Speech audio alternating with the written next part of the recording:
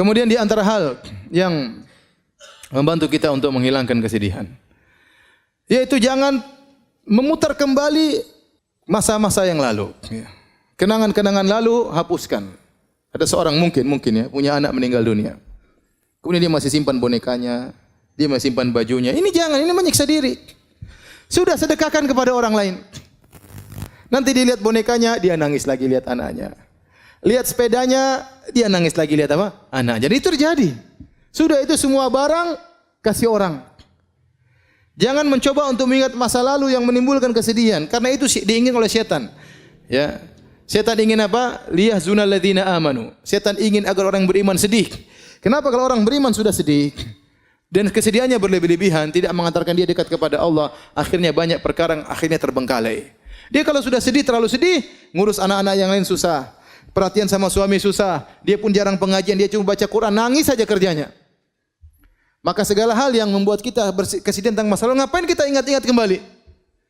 Semua kenangan-kenangan hilangkan. Kalau punya foto-foto di HP, hilangkan semua. Ya ngapain? Nanti lihat, nangis lagi. Tiba-tiba nangis lagi. Ya enggak usah. Enggak usah. Baik tentang orang tua kita, baik tentang anak-anak kita, yang sudah lalu biarlah berlalu. Ya. Ngapain kita menjebak diri kita pada kesedihan yang lalu yang tidak mungkin kita perbaiki lagi, mustahil, tidak mungkin kita kembalikan lagi, mustahil. Ya sudah, maka segala hal yang membuat kita teringat dengan masa lalu, kesedihan yang berkepanjangan, maka hendaknya kita hindari. Kemudian jangan lupa ya untuk menghadiri majelis ilmu. Di antara zikir yang menenangkan hati majelis ilmu, dengar pengajian tentang kesedihan, ya, tentang tawakal, tentang sabar, tauhid, terutama pengajian tentang tauhid. Dengar bagaimana Tuhan kita, bagaimana Allah Subhanahu wa taala, bagaimana Allah melakukan semuanya dengan hikmah. Ya, bagaimana Allah terkadang menguji hamba-hambanya, baca kisah-kisah orang terdahulu. Dengar pengajian tentang bagaimana kisah para ulama diuji, sehingga kita tahu bahwasanya kita ini diuji tidak ada apa-apanya dibandingkan dengan mereka. Ya. Dan ini membuat kita lebih ringan kesedihan kita. Kemudian jangan lupa perkara yang penting tatkala kita terkena kesedihan, berusaha membantu orang lain. Berusaha membantu orang lain. Oleh karenanya Al-Imam As-Sa'di, gurunya Syekh Utsaimin rahimahullah taala pernah berkata, dia mengatakan, dua pokok kebahagiaan adalah pertama ikhlas kepada Allah, yang kedua membantu orang lain. Ini dua pokok kebahagiaan. Anda kalau ingin bahagia, lakukan dua ini. Pertama ikhlas.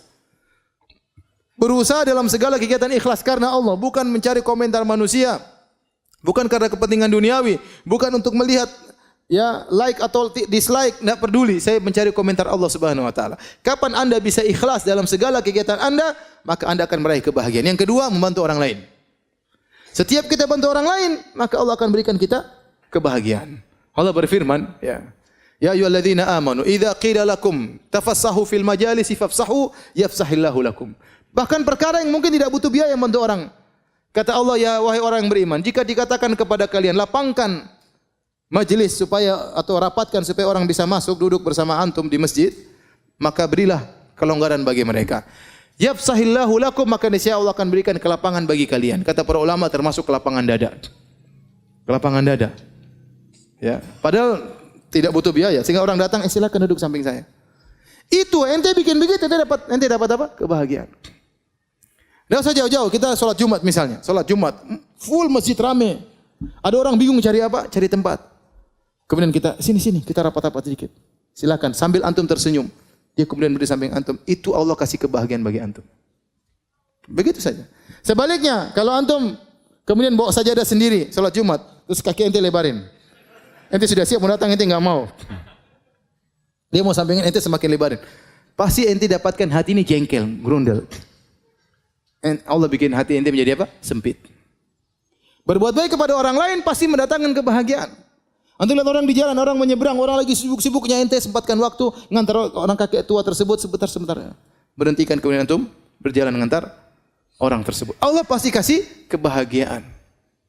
Dan ini asal kebahagiaan adalah membantu orang lain. Di saat-saat kita penuh kesedihan, jangan lupa kita memberi kebahagiaan kepada orang lain. Niscaya kesedihan tersebut akan dikurangi oleh Allah Subhanahu wa taala. Ya. Oleh karena saya katakan manusia paling berbahagia adalah siapa? Adalah Rasulullah sallallahu alaihi wasallam. Kenapa? Dia selalu menebar kebahagiaan bagi orang lain.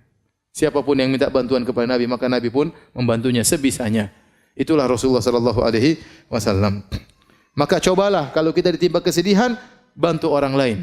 An-nafa'al muta'addi, bantu orang lain, maka insya Allah akan berikan kebahagiaan bagi kita. Kemudian aku lagi sedih. Ada hal-hal perkara yang kata para ulama, perkara yang materi yang mungkin bisa membantu kita untuk bahagia. Ya misalnya kita mungkin sedih, ya. Kalau makan bakso hilang kesedihan, ya makan bakso aja enggak apa-apa. Enggak ada masalah. Lagi enggak enak badan, lagi enggak enak hati, pengin mana? Pengin lihat hijau-hijau, udah pergi hijau-hijau lihat, enggak ada masalah. Jangan kunci pintu, matikan lampu, tambah sedih. Ya, ini di antara hal. Kemudian saya kalau ketemu si fulan, saya selalu bahagia, dia orangnya lucu. Ya udah pergi ke orang tersebut. Ketemu ngobrol sama dia, ganti suasana. Nah, apa kita lakukan untuk menghilangkan apa? Kesedihan, ya. Ya, senang dengan warna tertentu. Kalau warna hijau, indah, hati menjadi tentram. Ada ibu-ibu senang lihat warna ungu, ya. Lihat sudah lakukan, tidak ada masalah. Ini termasuk perkara-perkara yang bisa menambah, ya, menghilangkan kesedihan. Kemudian hindari hal-hal yang bisa mendatangkan kesedihan bertambah. Contoh nonton berita, sukanya nonton berita kriminal. Tambah sedih enggak? Tambah sedih. Waduh, sedih. Berita tentang selingkuh, semakin sedih, ketakutan. Waduh, sudah gini suami saya selingkuh. Ketakutan luar biasa. Pelakor, apa namanya? Pelakor tadi? Apa? Oh, perebut laki orang. Saya kira pelari laki orang. Perebut berita-berita seperti itu akhirnya bikin gelisah, bikin sedih. Ketemu orang yang mulutnya kotor, jangan ketemu dia. Ketemu majelis-majelis ghibah, jangan. Ini bikin kesedihan semuanya. Ganti suasana, ya. Ganti suasana. Kalau punya grup ternyata isinya berita-berita enggak enak, left, tinggalkan grup. Cari grup yang lain yang bisa mendatangkan apa? Kebahagiaan. Tidak ada masalah. Itu juga di antara hal yang bisa mengurangi kesedihan. Kemudian yang terakhir, hadirin Allah Subhanahu wa taala, kalau kita terkena musibah, usahakan musibah tersebut kita ringankan dengan beberapa perkara, di antaranya ya ingat musibah yang lebih berat daripada yang kita alami, ya. Kalau kita terkena musibah, misalnya ada seorang tangannya terluka, kemudian dia memuji Allah, alhamdulillah. Kenapa ente memuji Allah? Alhamdulillah, bukan di lisanku. Coba kalau lidahku yang luka, bukan di mulutku, bukan di wajahku, seperti itu. Ya. Ada seorang salaf yang kemudian kakinya luka, maka dijenguk oleh seorang, kemudian dia mengatakan, alhamdulillah, yang membiarkan dirimu masih lebih banyak daripada yang hilang. Yang hilang satu kaki, badan masih lengkap, mata masih bisa melihat, ya. Kemudian badan masih ada, ya. Masih banyak musibah yang lebih berat daripada yang kita alami. Maka dengan begitu kita menjadi lebih ringan. Seorang misalnya, maka ada seorang wanita pernah, dia lagi sedih, dikasih kertas. 2. Satu kamu catat tentang apa yang diambil oleh Allah, satu kamu catat tentang apa yang Allah berikan padamu. Coba, misalnya seorang kecurian, taruhlah mobilnya dicuri sama orang. Dia isi di catatan tersebut, mobil dicuri, nilai 400 juta. Terus dia catat yang Allah berikan sama dia banyak sekali. Istri, harganya berapa istri? Mahal istri. Anak-anak ini mahal, rumah, kemudian mobil yang lain masih ada. Kesehatan, ini kalau dikalkulasikan duit banyak sekali. Iya. Banyak. Makanya di antara hal yang buat kita untuk meringankan musibah kita ingat bahwasanya nikmat yang Allah berikan kepada kita jauh lebih banyak daripada yang Allah ambil dari kita. Jauh lebih banyak. Kalau antum suruh isi kertas isi nikmat-nikmat Allah, antum tidak bakalan mampu. Terlalu banyak kenikmatan tersebut. Nikmat bisa masih mengaji, nikmat masih bisa ke masjid, nikmat masih bisa dengar pengajian, nikmat masih bisa baca Al-Quran, nikmat masih bisa sujud, nikmat masih bisa melihat berbagai keindahan. Diambil sebagian oleh Allah, tidak apa-apa. Ya sudah, itu namanya kehidupan. Hal ini mengurangi beratnya musibah yang kita hadapi. Di antaranya melihat kepada orang-orang yang penderitanya lebih parah daripada dia. Ya, antum lihat, ya. Kita ini masih penuh kenikmatan. Coba lihat di negara-negara lain, ya. Negara lain seperti di Suria. Ada sampai orang mengatakan, saya, ya, berapa tahun lalu saya masih buka puasa sama keluarga saya, sama kakak, sama adik, sama ini. Sekarang yang satu di Afrika, yang satu di Asia, yang satu di mana, yang satu di mana. Subhanallah, gara-gara perang. Semuanya tercerai-berai, ya. Oleh karenanya nikmat yang kita rasakan sangat luar biasa. Sekarang kita di Indonesia, masya Allah, mau dakwah di mana-mana masih bisa. Masih bisa pengajian, ketemu tetangga juga masih bisa. Alhamdulillah masih banyak kenikmatan. Orang lain masih banyak ujiannya lebih berat.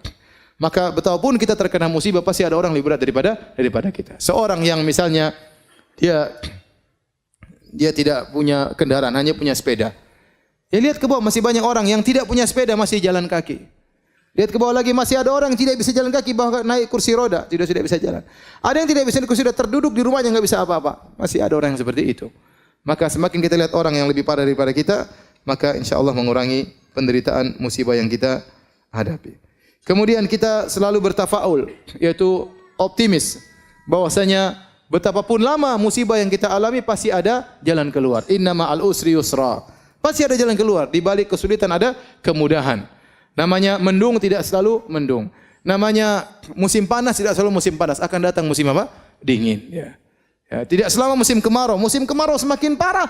Penghujungnya adalah musim apa? Penghujan. Kegelapan yang semakin gelap kegelapan menuju kepada terbitnya fajar. Jadi maksud saya, kita senantiasa optimis ya. Namanya begitulah kehidupan. Nanti akhirnya kesedihan-kesedihan tersebut jadilah tinggal cerita. Dulu begini ya. Dulu begini. Ya, bahwasanya musibah tersebut tidak akan selama-lamanya. Dan itulah tabiat daripada kehidupan, datang kesedihan, datang kesenangan. Taib hadirin dan hadirat Allah Subhanahu wa taala, inilah yang bisa saya sampaikan ya. Bahwasanya tatkala kita dikasih musibah kita bersabar. Sampai ada seorang penyair berkata, sungguhnya Allah menyiapkan istana di surga. Yang istana tersebut isinya adalah kesedihan. Isinya adalah kegelisahan, dipagari dengan penderitaan yang bisa masuk hanya dengan membawa kunci kesabaran. Oleh karenanya seorang ya dunia ini tidak ada yang tidak diuji, ya antum diuji, ustaz juga diuji, ujian berbeda-beda ya. Ujian berbeda-beda. Tidak ada yang tidak diuji oleh Allah Subhanahu wa taala, tinggal bagaimana kita menghadapi ujian tersebut. Terkadang ada ujian yang sama dihadapi oleh dua orang, yang satu dengan tentram, yang satu penuh penderitaan, gelisah menangis, yang satu dengan tentram menghadapinya. Kenapa? Imannya berbeda. Imannya berbeda. Padahal ujiannya sama. Wallahu a'lam bishawab.